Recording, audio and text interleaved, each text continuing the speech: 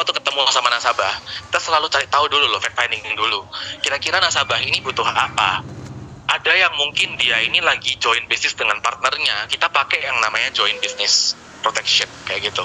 Ada yang ketika dia tuh lagi menyiapkan warisan supaya nggak sengketa anak-anaknya ini, karena anaknya ada 3, asetnya terbatas dan sebagainya macamnya. Ya udah, kita bantu bagaimana caranya supaya mereka ini bisa memiliki pendistribusi itu yang setara antara satu dengan yang lain, sehingga terjadi yang namanya sengketa. Mungkin kalau mau di-sharing ada yang bingung nggak ya? Maksudnya kayak satu klien teman-teman semua yang teman-teman masih galau, kira-kira ada nggak ya kok ya? Kondisi keluarga yang koko masih galau mungkin untuk ditanyakan. Kalau misalnya dari Dankur sendiri sih mungkin sharing apa ya yang ini kali ya. Daniel pernah kapanan itu punya salah satu ini apa punya 3 anak, anak 1, anak dia punya aset sebesar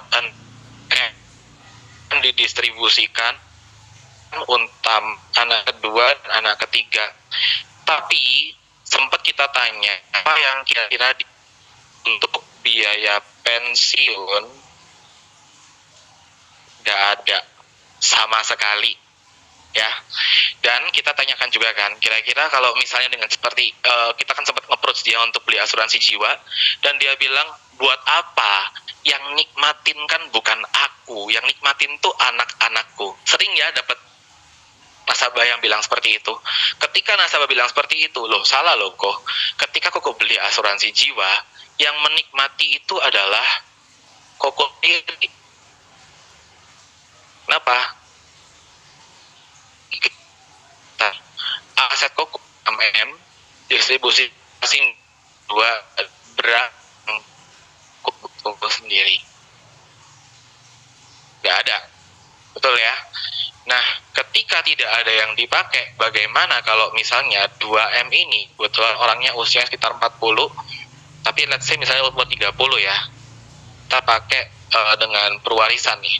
Berarti kalau 2M mungkin sekitar 2M berarti sekitar berapa ya? 18 ke 280 juta ya. Ini untuk selama 5 tahun. Berarti koko keluar 180 kali 3 kali 540 juta. Ini yang koko keluarkan untuk beli polis, totalnya adalah 6M. Sisanya 6 kurang 540, berapa yang bisa koko nikmatin sekarang? 5 juta 5M 460. Bisa dipakai untuk bangun bisnis. Live your life to the fullest, bisa buat liburan. Salah satu cara sales idea yang kita pakai untuk mengatasi nasabah yang bilang anakku, yang pakai anak-anakku, kayak gitu loh. Kurang kayak gitu. Loh, orangnya ngomong gini, loh, anakku ya urusannya sendiri-sendiri kan udah disekolahin. Sekolahin. Ya. Oke, itu balik lagi ketika kita ngomong kayak gitu, tak hapus ya.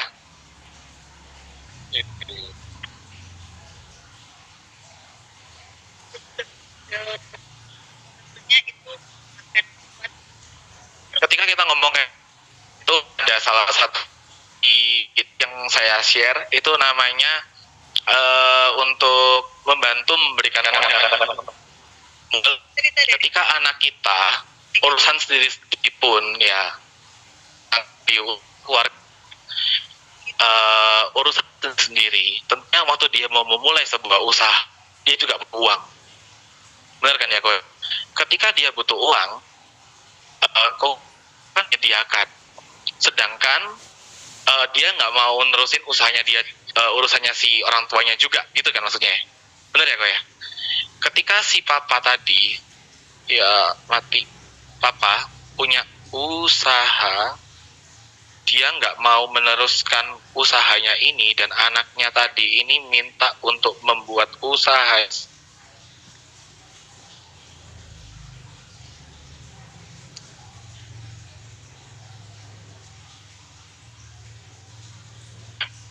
ketika dia membuat usahanya sendiri, berarti kita bisa menyiapkan UP yang tujuannya adalah untuk membantu dia membuka usahanya sendiri. Dari apa yang kita sudah miliknya.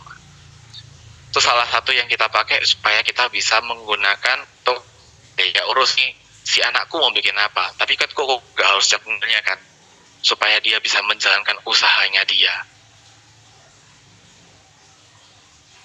Menjawab gak kok? Atau mau?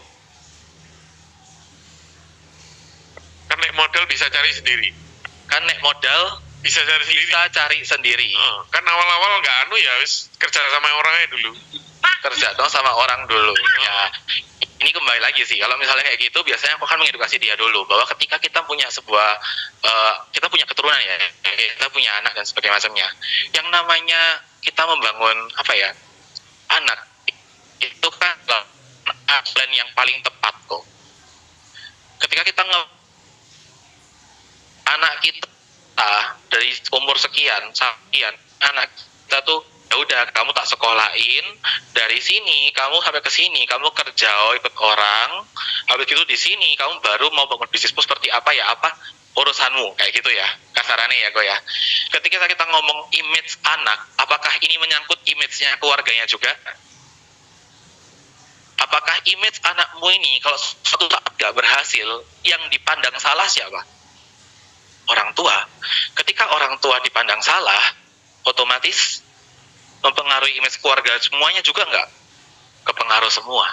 Jadi dari sekarang kita sudah harus mulai mempersiapkan, jaga-jaga kalau ini tidak berhasil sehingga punya modal untuk dia usahanya sendiri atau meneruskan, dan nggak mau menerusin usaha orang tua misalnya. Kalau mau menerusin usaha salah ya. Kalau dia paling tidak modalnya ini sudah ada terlebih dahulu.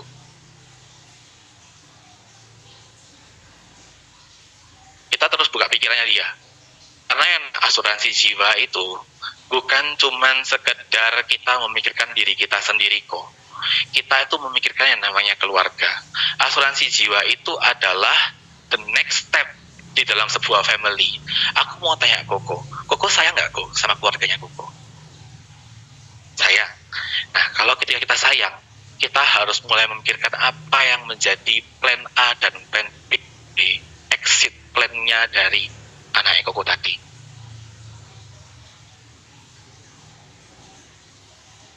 Masih bingung nggak?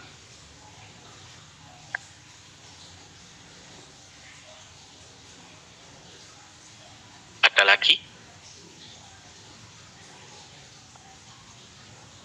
Oke, ada lagi teman-teman yang di Zoom mungkin? Zoom, ada? Bagaimana cara sharing untuk orang dalam ini loh, untuk menciptakan aset dengan membeli asuransi? Gimana? Sorry? Bagaimana cara membuka pikiran orang untuk agar dia bisa beli asuransi bisa menciptakan aset dan menciptakan beli asuransi untuk menciptakan aset. Distribusi aset kita baru kayak gitu ya.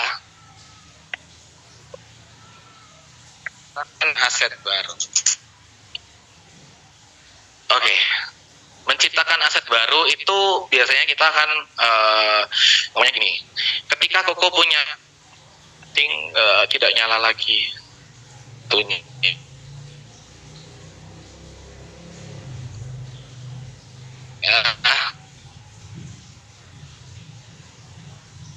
Koko aset ya, berarti ketika orang bapak ini bukan sebuah aset untuk keluarganya.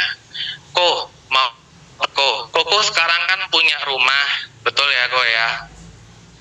Sudah punya mobil, ya kan? Sudah punya tanah, sudah punya usaha. Kira-kira Koko beli rumah ini asetnya milik siapa Keluarga bukan? Ketika Koko beli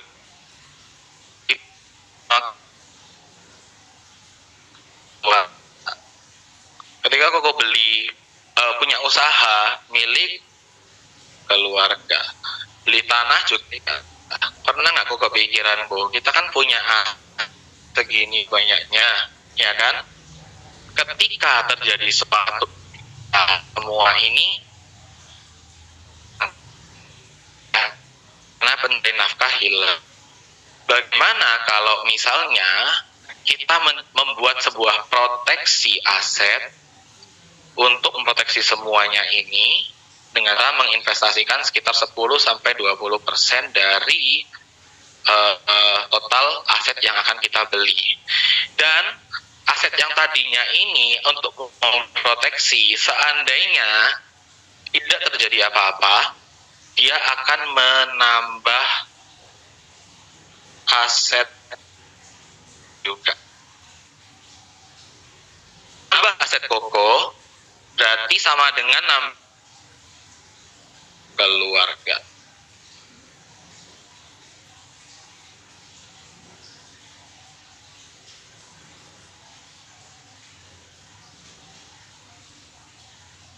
Oke. Mana Thank you ya. sudah terjawab? Udah. Ya. Oke. Untuk yang di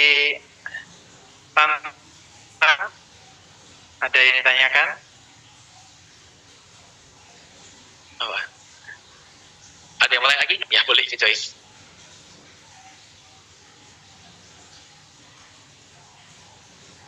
Dan tadi kan kamu cerita kalau kalau death benefit kan punya manfaat segitu banyak. Nah, gimana caranya kamu untuk approach nasabah dan kamu bisa tentuin ini nasabah ini Kalau fact finding kita tanya background banyak sih. Kita fact finding ABD, ya halnya tanya ke saya, keluarganya dia. Kita tanya juga kan kayak goalsnya dia ke depan itu apa. Kita harus bisa mendapat informasi menggali sebanyak mungkin dari si nasabah ini. Ketika dia mau membuat kita goals kita adalah menawarkan dia UP, kita nawarin dia death benefit, kita harus tahu pas sampai kena. Yang pertama, kira-kira ketika dia punya usaha ini dia mau wariskan ke siapa? Kita ngobrol dia.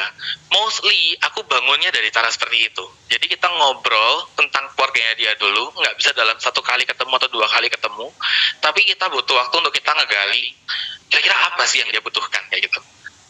Ya udah, kira-kira dia ada misinya di sini kayak gitu ya. Contoh, salah satu nasabahku kemarin yang bikin 100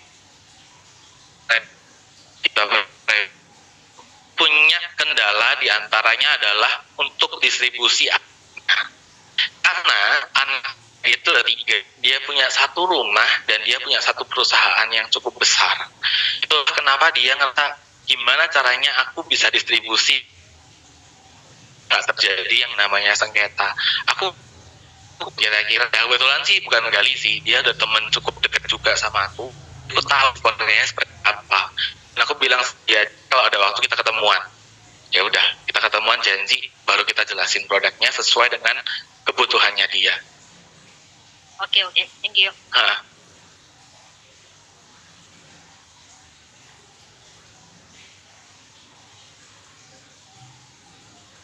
Ada lagi?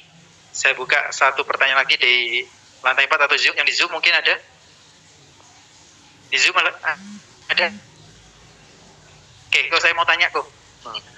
Kalau saya lihat ya di IG-nya Koko yang barusan di-share itu kan baru posting sekitar 400, kemudian pengikutnya itu 11.000 sekian, dan juga banyak sekali konten-konten di belakangnya. Nah, gimana caranya Koko itu bisa mendapatkan nasabah dari saya kira maupun yang di sosmed? Ya. Sosmed, yang di sosmed lah. Sosmed tuh itu konsisten di postingnya aja sih, posting di stories terutama ya kalau saya, karena saya feed itu lebih suka ngepost hal-hal yang memang karena kehidupan saya secara pribadi. Tapi Tapi kalau stories itu kan kita exposure-nya lebih tinggi. Kadang-kadang kita kalau misalnya ngepost stories, pernah lihat gak ya, ngecek ya, viewer stories-nya itu akan lebih tinggi biasanya dibandingkan daripada likes di sebuah foto postingan kita, ya kan? Atau kalau reels kita baru bisa mencapai exposure yang lebih tinggi. Kalau menggunakan reels, salah satu jalan yang bisa kita pakai untuk mendapatkan tabel dari sana. Itu pakai iklan kan yang berbayar atau enggak? Enggak, kalau saya enggak. Dulu sempat pakai waktu pandemi, tapi saya nggak ngerasa terlalu efektif. Nah, saya menggunakan TikTok itu sebagai salah satu jalur. Jadi di TikTok itu saya ngepost, saya postnya bukan tentang insurance, tapi saya nge-live, dan pada saat saya nge-live itu saya nge-branding di sana, kerjanya saya sebagai agent asuransi. Untuk pembicaraan lebih lanjut, silakan follow Instagram saya, dan kita akan DM-an di Instagram. Terus gini kok, dari postingan gue kan ada beberapa banyak konten-konten ya. Mungkin bisa di-share dong. Di handphone. Bisa membuat teman-teman di sini tuh mulai untuk belajar dan bisa posting seperti yang gue bahas. Oke. Kebetulan saya ini orangnya lumayan hobi dalam bentuk mendesain foto dan video. Jadi ketika saya bikin foto video, saya menggunakan beberapa aplikasi. Yang pertama Canva, yang kedua menggunakan Studio untuk editing foto, terus menggunakan CapCut, VN, sama InShot untuk bikin video. Itu ada 5 aplikasi yang saya gunakan untuk saya editing, kayak gitu. Dan itu yang sering saya gunakan untuk saya posting. Mungkin kalau yang pernah lihat Monica sama C Joyce ya, kita udah saling follow-followan di Instagram kayak gitu ya. Saya postnya menggunakan 5 untuk saya post.